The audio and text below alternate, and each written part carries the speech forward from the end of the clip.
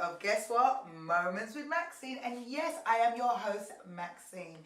And today's episode is about the difference between an introvert and an extrovert, and just having the understanding about just different individuals in this world. But more importantly, everybody is going to be able to relate to this program. So do not go away, as we will be doing this interview with Carol Stewart, an absolutely awesome individual, and she's got loads to teach us. So don't go away, and we'll be right back.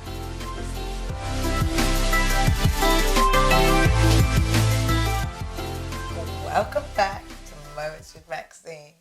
And if you wasn't watching earlier, we are on the topic of introverts and extrovert individuals, and understanding the difference and realizing that an extrovert or an introvert, they're just different. There's no right or wrong or better or worse, but it's just different. But let's hear it from Carol Stewart, who's been with us today. And she's been absolutely incredible and really just edifying and teaching us that it's okay. It is okay to be either. That's right, yes. And like you said, none of them's right, none of them's wrong, none of them's good, none of them's bad. Absolutely. Well, they are both good, should I say, but it's okay. Okay, as they are all required, especially in this world. Mm-hmm. And as we were stating earlier, if we were all extroverts, what would the world be like? Gosh, chaos. If we were all introverts, what would the world be like? Too quiet. Yeah, totally. But, I'm really, really thankful that you're even sharing this, because as I was stating earlier, once again, that we never ever really hear that word introvert. You know what I mean? It's always, she's extrovert or he's extrovert. Now, looking at myself and doing a little analyst of myself,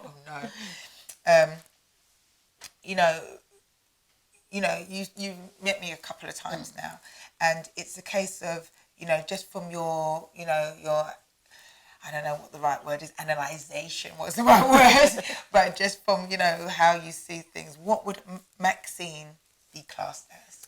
Well, from what I've seen of you, my initial thoughts were that you were an extrovert. However, as we sort of spent more time today, I'm actually wondering whether that is your public persona. Carol, be careful, people are watching. And when you're doing something that you're passionate about, then you are more geared towards that extroverted style. Sure. So I would ask you, and there are tests that can be done to sort of determine. Yeah, go for it. And if you sort of think of it, extroversion and introversion on a continuum, and depending in the environment and situations that you're in, you can be anywhere on that continuum. That's right. Mm-hmm.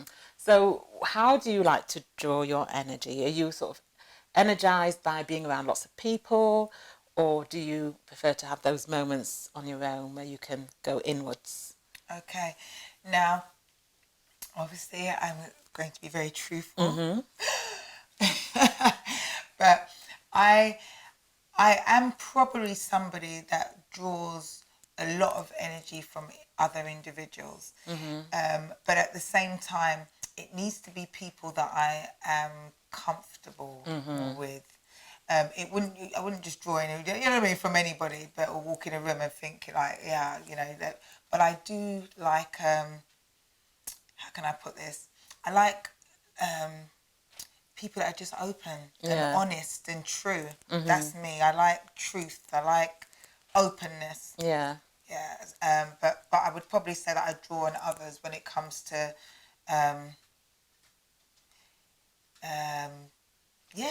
it could be confidence. Mm-hmm.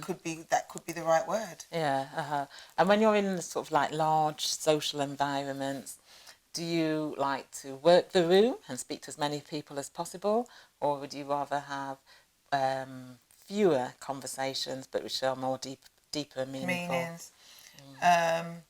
In my own environment, in my personal environment, not social environment, it's always normally I like a one-to-one.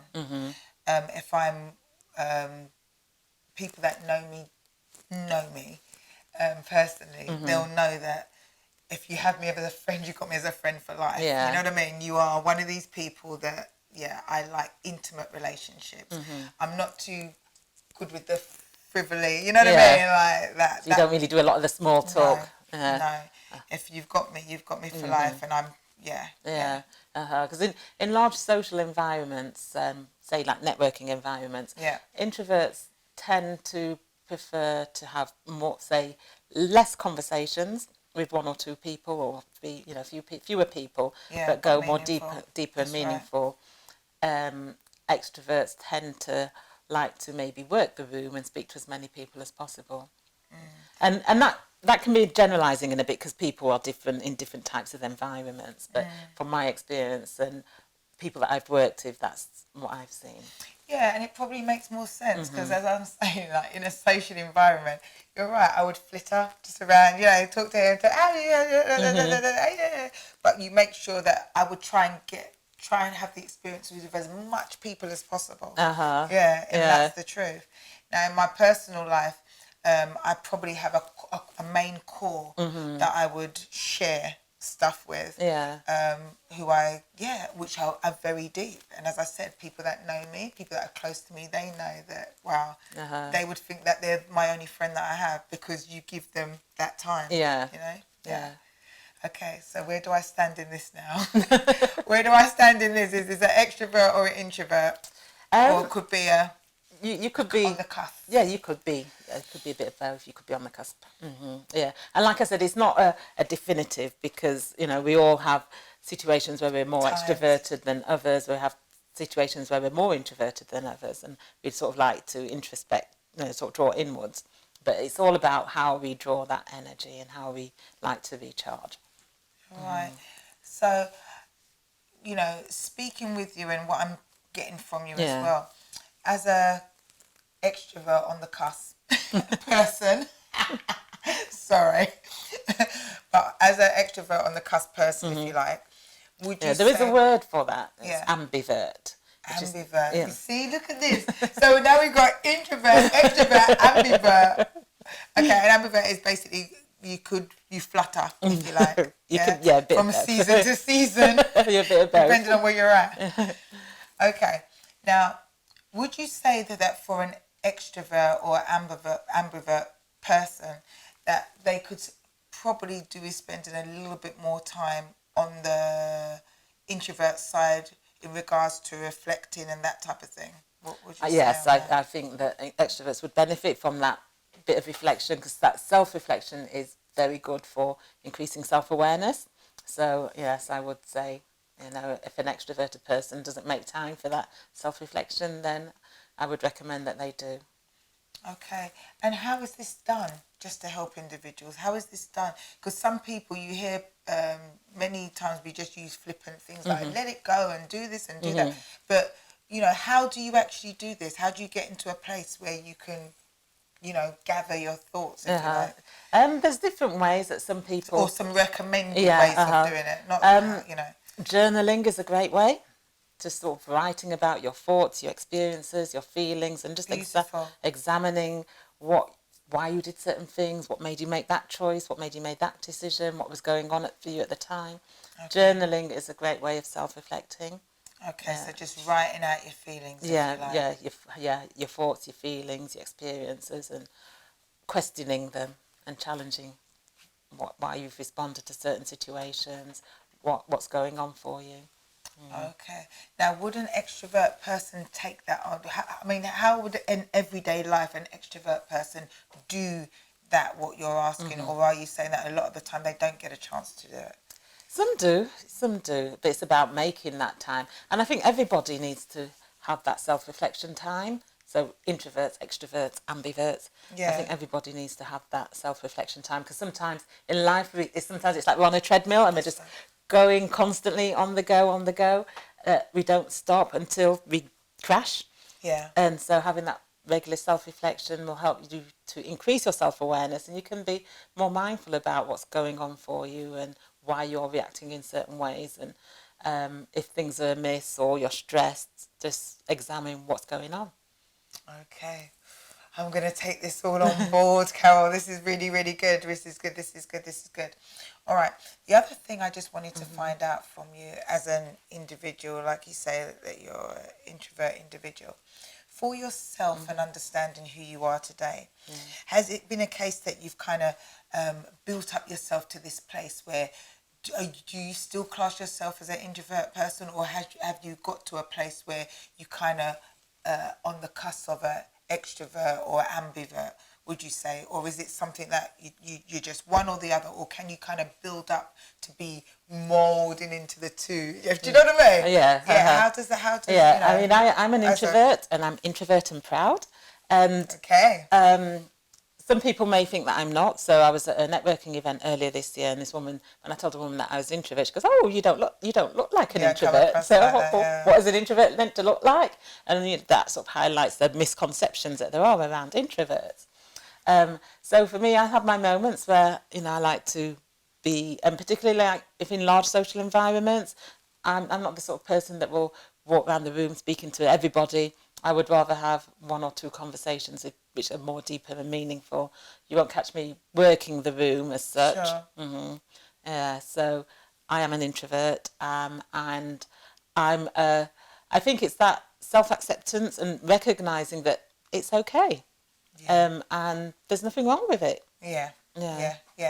Okay, so you would probably, from what I'm gathering anyway, you would more so say that if you are an introvert, you would more so stay an introvert, or is it's not really something that you're kind of taught where you can move up to the ambivert and then move up to the extrovert? Yeah, it's that's how we are. Yes, but we will react differently in different situations. Okay, so you're not born like this, in other words. So I believe that we are who we are. We are, and then depending on how we're nurtured. So our environments, our cultures, yes, will shape how we express ourselves with our introversion or extroversion. So a lot of the people that I work with as children, they were not intentionally led to believe that something was wrong with them, but they were told, "Oh, you need to speak up more, you're too quiet." Yeah. And then that's led them to believe that there's something wrong with them. And as they've grown older, that's affected their self-belief. Yeah. And in cultures and environments, which is, you've got to be noisy, you've got to be loud, it can be easy to think that there is something wrong with you. And then until you recognise that it's okay to be as you are, it's okay to be an introvert, it's okay to be a quiet person, and accept that that's okay, you will actually see your confidence level soar. Okay, so just to recap, so you can be born, or you're born one way, I'm gathering, yeah, and depending on how your environment, where you grow up, your culture and that kind of thing, can also push you to whether are you gonna stay an introvert, or are you gonna soar in your introvert nature or your extrovert nature, you know what I mean? So it is a case of, if you pretty much are born that way inclined, you're pretty much going to stay that way inclined, but at the same time you can actually grow in whichever category that you would be classed as. Yes, so it's about, first of all, it's about that self-acceptance, I believe, and accepting yourself as you are, being authentic, yes, living as who you are, yes, being true to yourself. And I find that people that are like that are naturally more confident anyway. Yes. And in certain environments which maybe do not necessarily play to who you are, so a lot of introverts in meetings, a lot of people will want people to respond straight away, shoot from the hip. Yes. The introvert might like to think and reflect Hurry up, before speaking. Yeah. So by adapting certain techniques for dealing with different situations, you can still thrive. So one of the tips that I give to, say, introverts who attend a lot of meetings. Yes. Hold on. Let's do this. Let's give them. Okay. But introverts. Yeah. So if you're an introvert and you go to a lot of meetings and there's an expectancy that you will respond to questions and you will speak up, prepare yourself in advance. Go through the agenda, anticipate what sort of questions may come up, and start to form an opinion on the items on the agenda, so that when you are in the meeting, it's easier for you to respond. Or if you get put into a situation where you have to say something on the spot, and because that's not your preferred style, you like to think and reflect before you make a decision, just give the response based on your understanding of the situation, and say that your preferred way is to think and reflect on it, but this is my initial response. However, if I've got anything further to add, I'll come back to it.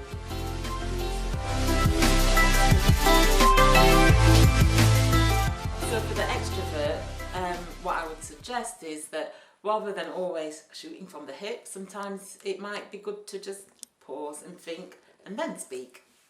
Okay, so with the extrovert, you're basically saying as well, just to take a step back sometimes. Sometimes. And even sometimes sit in the back seat instead of the driving seat and just observe, take time, have patience, and also, as you were saying earlier, to internalize things sometimes and have a time for thought process, right? Yeah, yes. So I think it does both introverted and extroverted.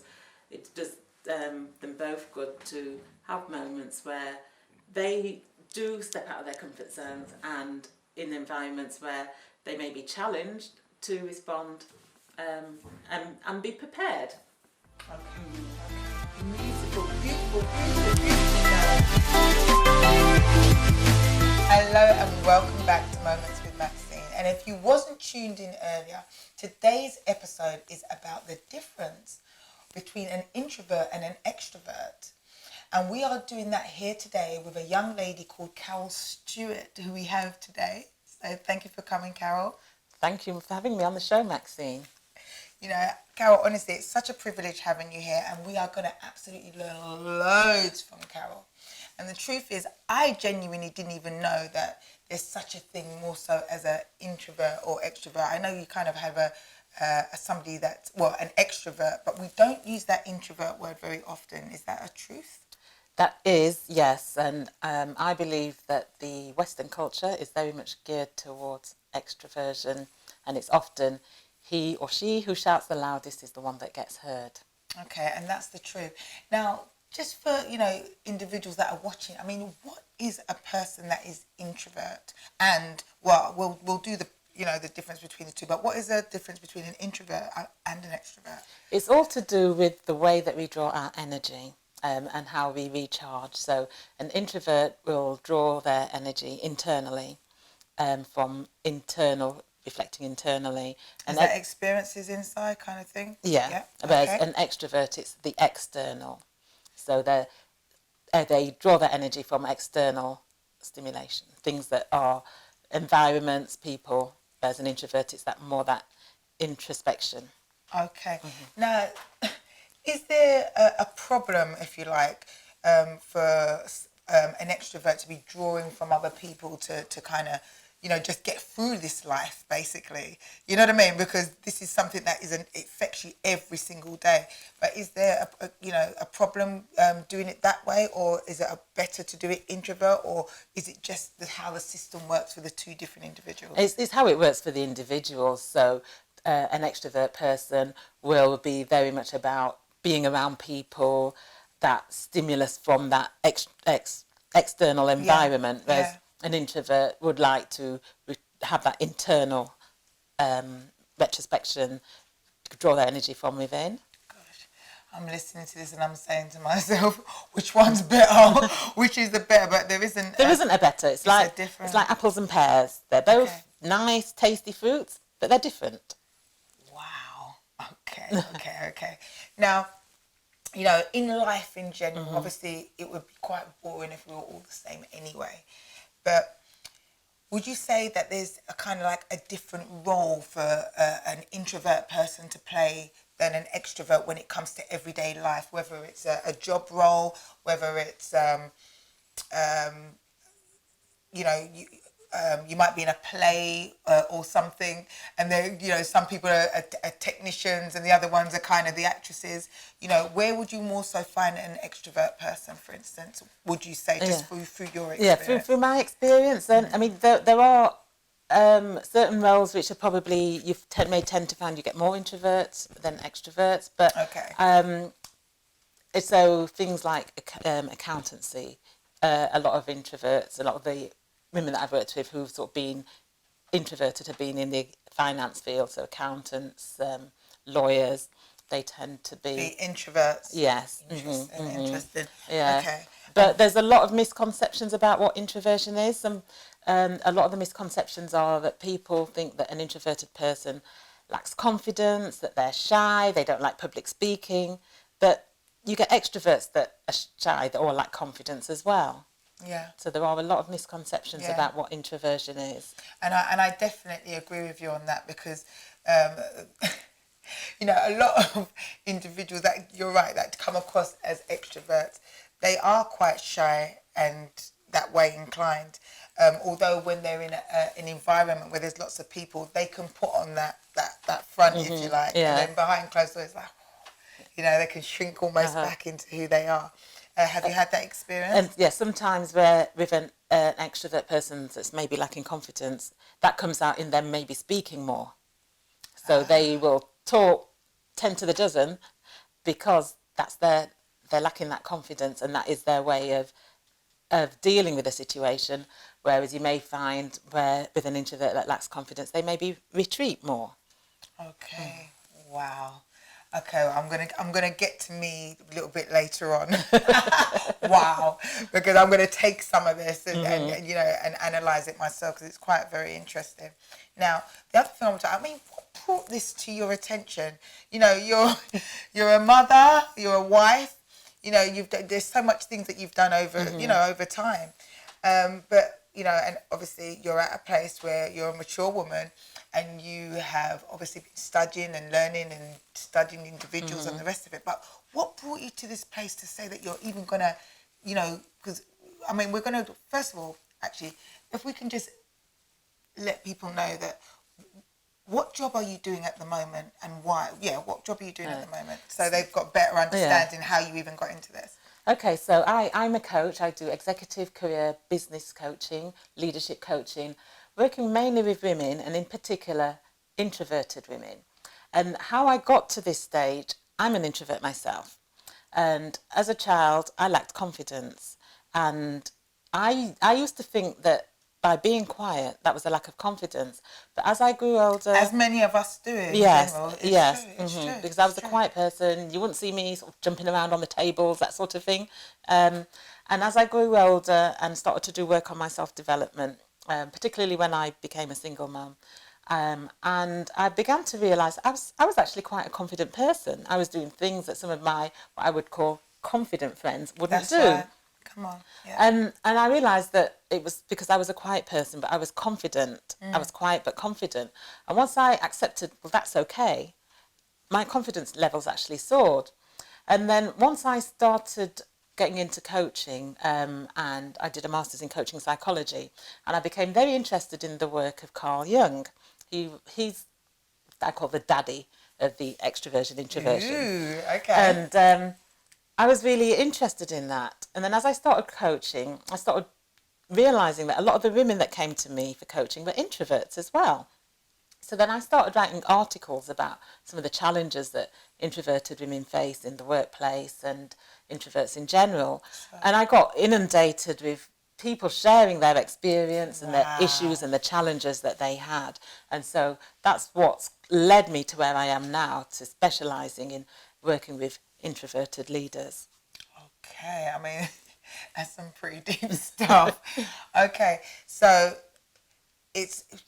so basically what you're kind of telling us, or what you're telling us, is that it's about accepting where you're at as an individual, and it's not basically trying to be like somebody else or trying to feed and say, like, you know, yeah, she's doing that, so I'll do. You know what I mean? It really is about just accepting who you are as an individual. That's right. And because of how the Western society is, where it's very much about he who shouts loudest, a lot of the introverts that I've worked with, they've grown up to believe that there's something wrong with them because they're not loud, they're not gregarious, they like to reflect, they like to think before they speak, and that has affected how they see themselves and how they view themselves, and in some cases their confidence as well. Yeah, and I can totally relate to that.